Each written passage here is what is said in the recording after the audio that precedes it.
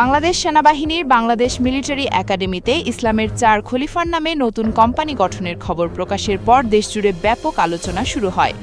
আবু বকর রাদিয়াল্লাহু তাআলা আনহু, উমর রাদিয়াল্লাহু তাআলা আনহু, ওসমান রাদিয়াল্লাহু তাআলা আনহু এবং আলী রাদিয়াল্লাহু তাআলা আনহু এর নামে কোম্পানি গঠনকে অনেকেই একটি নতুন যুগের সূচনা হিসেবে দেখছেন।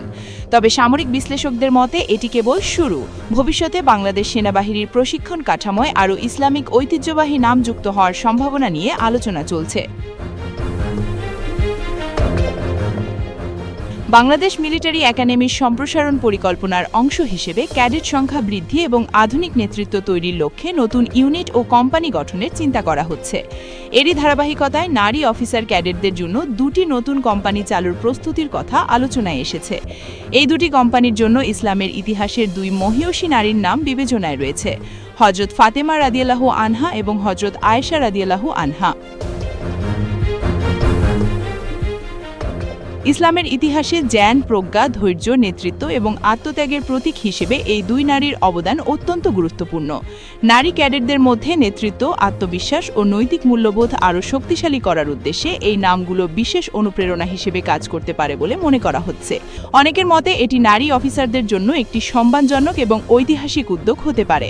তবে সম্ভাব্য পরিকল্পনা শুধু নারী কোম্পানিতেই সীমাবদ্ধ নয়।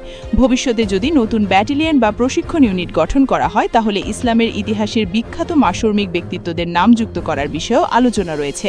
এসব নামের মধ্যে সবচেয়ে বেশি আলোচিত হচ্ছেন খালিদ বিন ওয়ালিদ রাদিয়াল্লাহু তাআলা আনহু। ইসলামের ইতিহাসে সাইফুল্লাহ বা আল্লাহর তরবারি নামে পরিচিত এই মহান সেনাপতি তার অসাধারণ যুদ্ধ কৌশল ও নেতৃত্বের জন্য বিশ্বজুড়ে পরিচিত।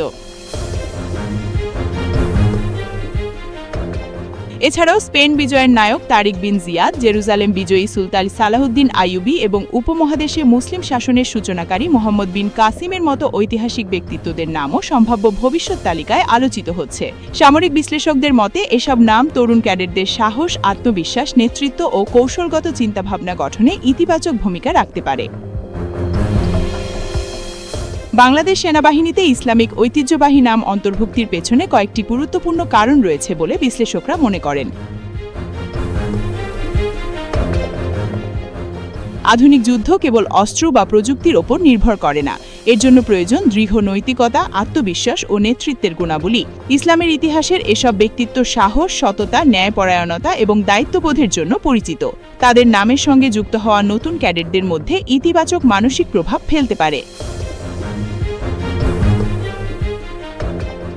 বাংলাদেশ বর্তমানে জাতিসংঘ শান্তিরক্ষা মিশনে অন্যতম সফল দেশ।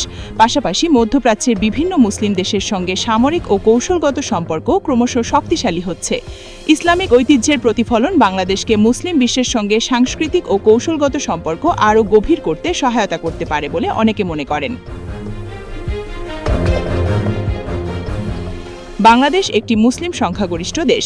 দেশের মানুষের ধর্মীয় এবং সাংস্কৃতিক অনুভূতির প্রতি সম্মান জানিয়ে সামরিক প্রশিক্ষণ কাঠামোয় ইসলামের ইতিহাসের অনুপ্রেরণামূলক ব্যক্তিত্বদের নাম অন্তর্ভুক্ত করলে জনগণের সঙ্গে সেনাবাহিনীর আত্মিক সম্পর্ক আরও শক্তিশালী হতে পারে।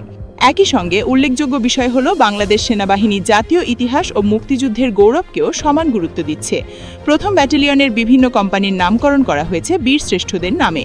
অন্যদিকে পরবর্তী ব্যাটালিয়নগুলোতে ইসলামের ইতিহাসের বিশিষ্ট ব্যক্তিত্বদের নাম যুক্ত করার মাধ্যমে জাতীয় ইতিহাস ও ধর্মীয় ঐতিহ্যের মধ্যে একটি ভারসাম্য তৈরির চেষ্টা দেখা যাচ্ছে।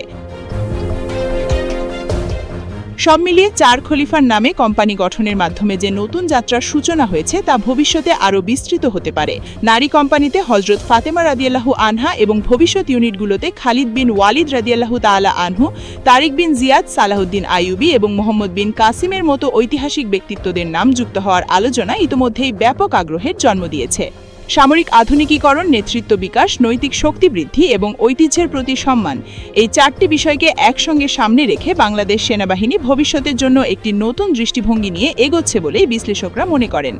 আর সেই কারণে অনেকের কাছে এটি কেবল নাম পরিবর্তনের বিষয় নয়, বরং একটি দীর্ঘমেয়াদী আঙ্গঠনিক ও সাংস্কৃতিক রূপান্তরের অংশ হিসেবে বিবেচিত হচ্ছে।